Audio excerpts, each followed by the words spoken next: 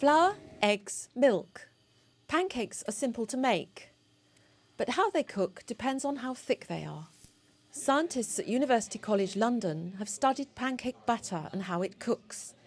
The study is published in the journal Mathematics Today.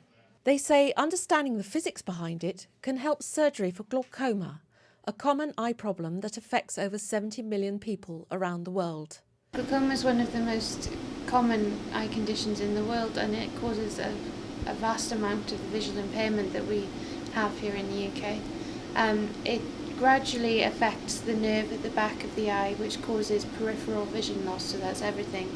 It's not in the centre of your vision, it's around the outside, around the edges. Gradually gets less and less over time if it's untreated. So it is vital that we find better ways to treat glaucoma. Professor Peng Kuo from London's Moorfield Eye Hospital, who took part in the study, explains the connection between pancakes and eye surgery. You'll see that this pancake is thin, and what happens is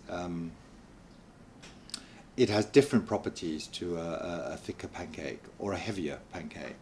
And so if you have a heavier pancake, what happens is the pressure rise causes a tent in here, and eventually it goes woof, and releases. And then, of course, when that happens, you get these little spots in here, which is rather like what happens in the eye.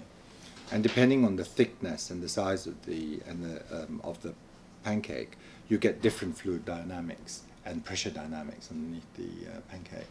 And so that's very relevant to how flow occurs after you do surgery. So what do other scientists say about the study and the implications for surgery? In a certain type of surgery that's performed on some glaucoma patients, ophthalmologists need to manipulate flexible materials within the eye, and understanding what makes the materials the way they are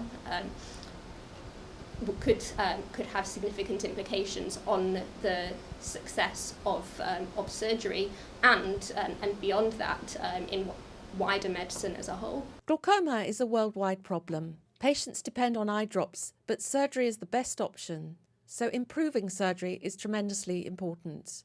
If we get the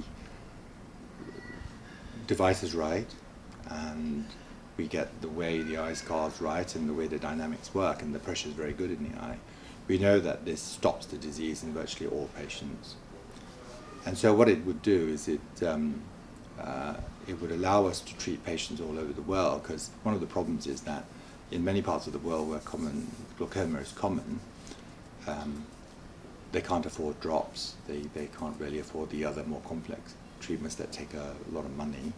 So if you can get an operation to work perfectly and quickly and perfectly, and it can last a long time, then basically it would change the way glaucoma is managed around the world. It would revolutionize the treatment of glaucoma. So this is one example of how basic science could help scientists refine surgical techniques for glaucoma. Penny Warren, City Science News.